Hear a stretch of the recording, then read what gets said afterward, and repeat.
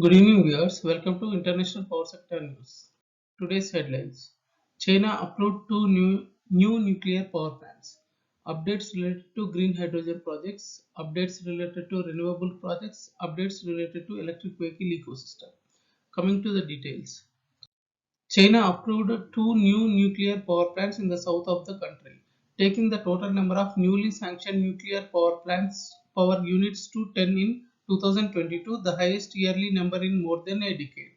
The two projects, first one, second phase of Zhangzhou project in the southeastern Fujian province, and second one is first phase of Lianjiang project in Guangdong province. The two projects will cost about 80 billion yuan.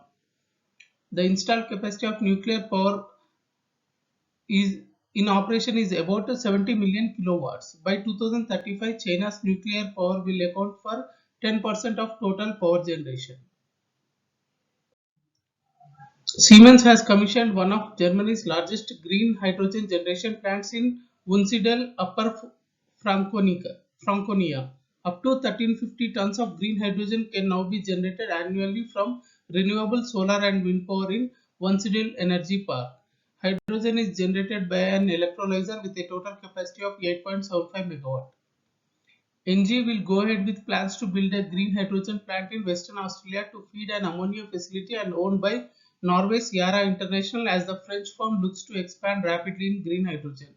The project will use energy from solar panels and a small battery energy storage system at Yara's site to power a 10 megawatt electrolyzer and make 640 tons of hydrogen per year. French independent power producer HDF Energy expects its green hydrogen power plant in Namibia, Africa's first to start producing electricity by 2024.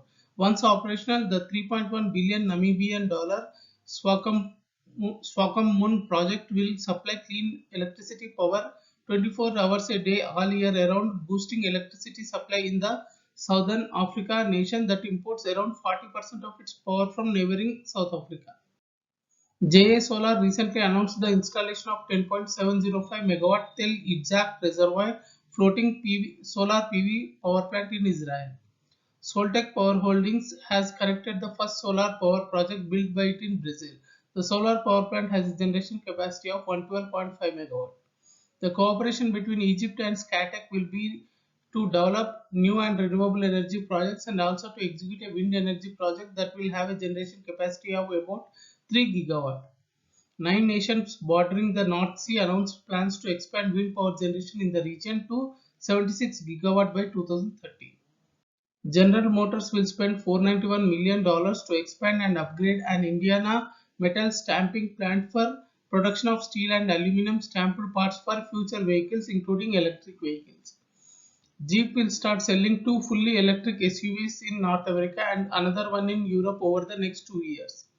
Mexico and United States plan to take advantage of Biden administration's massive investment in semiconductor production to push the integration of their supply chains and cooperate on expanding the production of electric vehicles through Mexico's nationalized lithium industry.